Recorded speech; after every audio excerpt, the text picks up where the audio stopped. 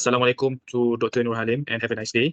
We are from Group 1. We are represented at the class section 1/1 and 1/2. We want to present about our project on link budget using Matlab GUI. Next. So there are 5 members in this group, which is they include Muhammad SYAHMI bin SHEBLI, T1 GUNALAN, T MING LOONG, Muhammad HAKIMI bin REDZUAN, which is me, and the last one is Muhammad AZIM bin LATEF. Next.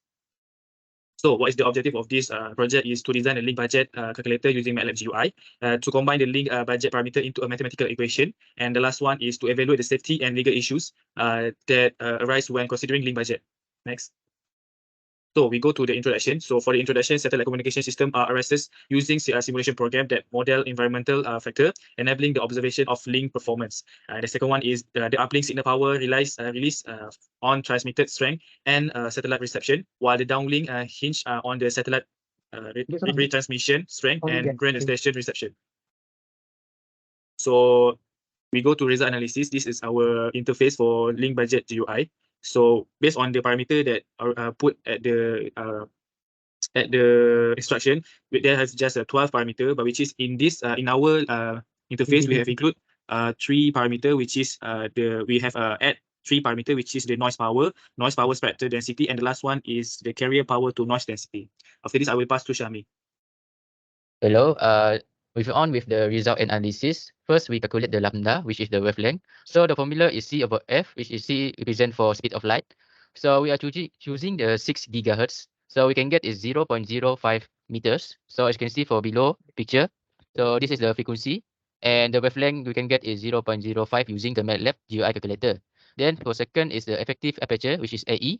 So we're choosing efficiency is 10, and the AR, which is the antenna aperture, stand for 0.062 meter square. So we can get is 0.62 meter square for effective aperture.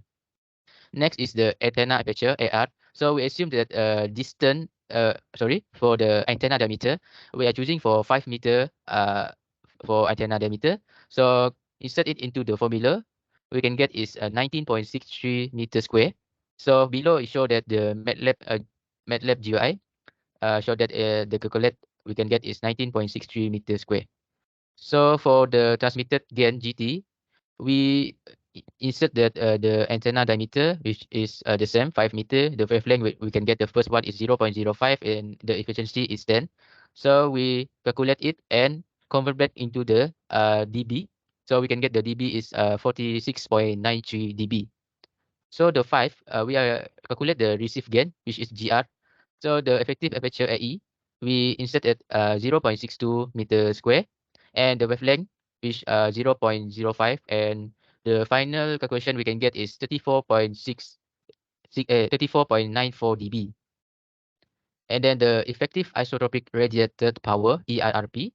So we assume that the PT is 20 and GT is 20. So we can calculate the dB in dB, which is 40 dB. Then for transmitted power, we assume that the power received is 0.95, and the R, which is the satellite distance, we choosing for medium of orbit, which is 200 kilometer, and convert it into 200,000 meter. And the GT we are choosing for the first one is the 20. The GT which stand for transmitter gain, and the AR is antenna aperture, which is 0.062, and then we can get is 109.2 dBs. So the receive power PR, we also assume that the PT is 100 and the GT which is 50, and the R, which is the same using the medium of orbit, and the AR is 0.062. So we can get the from the formula we can get in dB, which is 20.91 dB. So for the flux, which stands for F, we also assume that the PT, which is the same, PT 100 and the GT is 50, and also the R. So insert it into the formula for the flux, we can get is 1989 watt per meter cube. So I'm passing it to the Timmy Long. Hi, so I will explain about the second part of our result and analysis. So for number 10, we have the free space path loss, FSPL, in terms of LP. So to calculate this, we need variable like such as R and lambda, which is lambda is wavelength and R is the Mio radius. And then after we calculate, we found out that the answer of the calculator and the manual calculation is the same, it's 154 dB. Next. And then 11 is the carrier to noise ratio, C over N. And then the parameter we use is EIRP and transmitter gain, the sister temperature, the path loss, the K, and then the noise bandwidth. And then after we calculate, we get the answer 160.9 dB. And then for the 12th one is the figure of merit, G over T, and then we use the receive gain and then the system temperature. And then after we calculate, we get 0.1377 dB per Kelvin.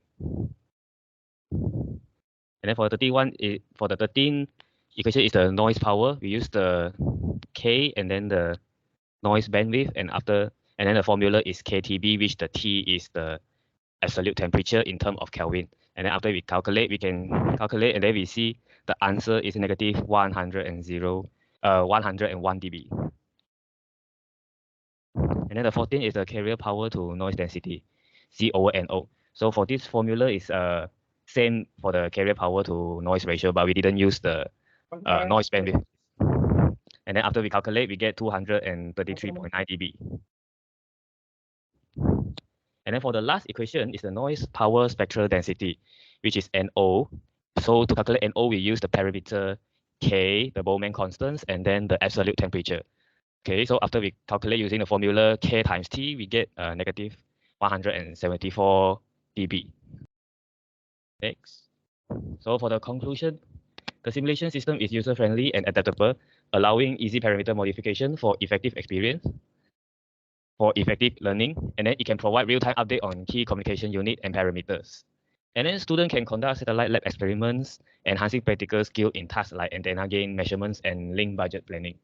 And the last point is the Matlab GUI simulation is more flexible than limited example for demonstrating link budget parameter relationships. So that's all from our group. Thank you very much.